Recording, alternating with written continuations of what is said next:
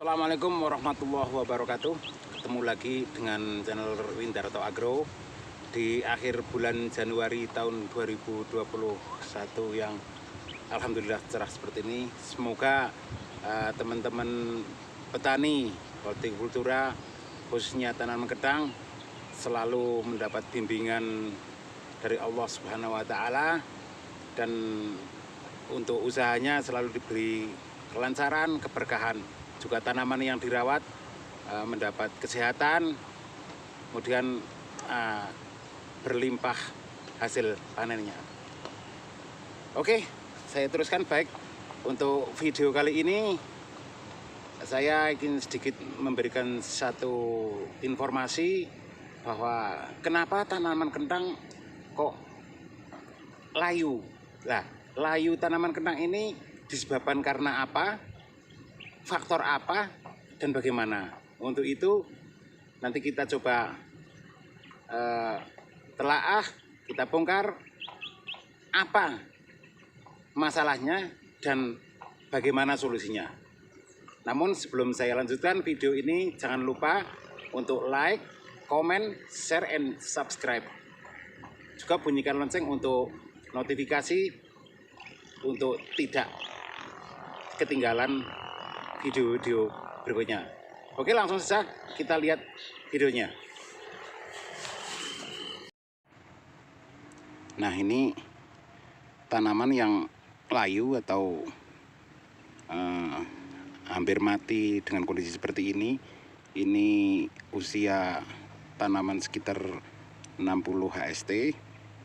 Kita potong nanti batangnya, kita telaah, kita teliti kenapa bisa seperti ini, atau karena dari faktor tingkat kesehatan tanah yang kurang bagus, atau dari bibitnya, mungkin ditambah cuaca ekstrim seperti musim penghujan saat ini hingga memengaruhi keadaan tanaman bisa terkondisi seperti ini. Nanti kita potong, kita bawa ke rumah, lalu kita telaah, kita teliti kenapa kok bisa seperti ini. Semoga saja kita bisa menemukan solusi alternatif untuk mengantisipasi kondisi seperti ini. Nah, ini teman-teman, bahwasanya saat tanaman layu, baik layu bakteri maupun layu fusarium, indikasinya adalah bahwa akarnya ini tidak normal atau tidak sempurna, dengan indikasi kecoklatan seperti ini karena kondisi keadaan tanahnya ini untuk pH-nya tidak standar atau tidak stabil, mungkin kurang dari 6, kemudian bakteri patogen yang bersarang di media tanah garapan itu terlalu asam, jadi bakteri atau jamur suka hidup di kondisi tanah yang seperti itu hingga bisa mengakibatkan tanaman kondisinya seperti ini, kemudian layu dan mati seperti itu. Dan nanti kita potong, kita bedah seperti apa kondisinya hingga kita bisa mengetahui apa penyebabnya. Untuk itu kita siapkan alat-alat sebagai berikut, antara lain gelas yang kita sudah isi air bening seperti itu 2, kemudian ada silet, kita potong seperti ini.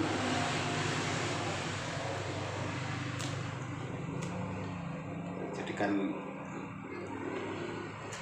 2, 1, kemudian yang satunya lagi.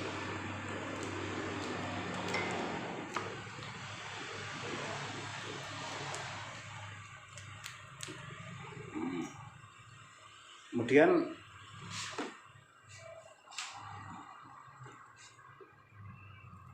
kita belah jadi 2 seperti itu.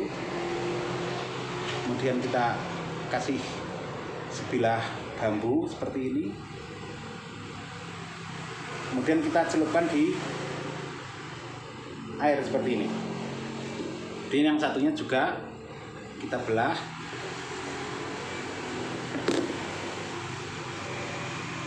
kita masukkan sebilah bambu, kemudian kita masukkan.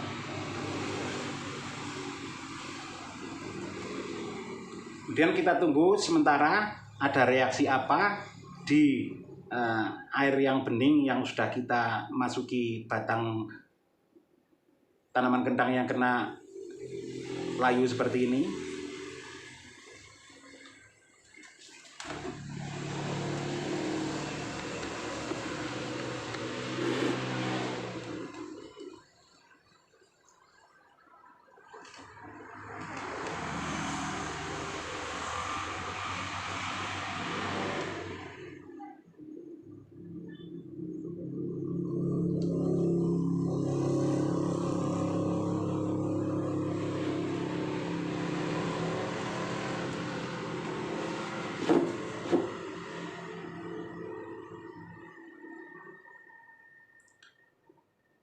Nah, kalau sudah kita tunggu beberapa saat kok tidak ada seperti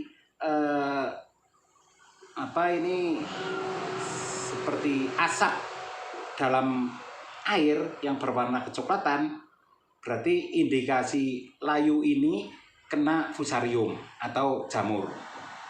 Sama juga ini 2 batang sama-sama tidak mengeluarkan asap coklat di air yang bening seperti ini berarti indikasi layu ini kena layu fusarium atau kena jamur. Kalau dalam air ini kok keluar seperti asap coklat, berarti kondisi tanaman ini kena bakteri yang disebut layu bakteri. Kemudian solusinya apa? Nah, solusinya adalah untuk lahan garapan praktis harus ada kaptan masuk, kaptur pertanian CaCO3 atau kalsium karbonat untuk membantu memaksimalkan pH tanah, juga menstimulir daripada serangan jamur yang ada di lahan garapan supaya kondisinya stabil, tidak terserang oleh jamur. Juga monggo terserah saudara atau rekan petani mau bijak pakai apa saja silahkan. Di R2 atau Saprodi, toko obat-obatan juga ada yang sifatnya kimia maupun organik, silahkan dipakai. Terserah mau kesimpulan atau kebijakannya mau pakai yang mana. Yang penting bagaimana supaya tanaman kita tidak terserang oleh layu fusarium atau layu bakteri. Mungkin itu yang bisa saya sampaikan, semoga bermanfaat. Yang jelas bagaimana olah lahan kita sudah sesuai prosedurkah atau belum, hingga kondisi-kondisi yang kita harapkan untuk menanam budidaya tanaman kentang tidak terjadi atau tidak kita harapkan, seperti pada satu contoh tanaman yang saya bawa untuk percontohan seperti ini. Itu yang bisa saya sampaikan. Terima kasih, semoga bermanfaat. Rindarto Agro, wassalamualaikum warahmatullahi wabarakatuh.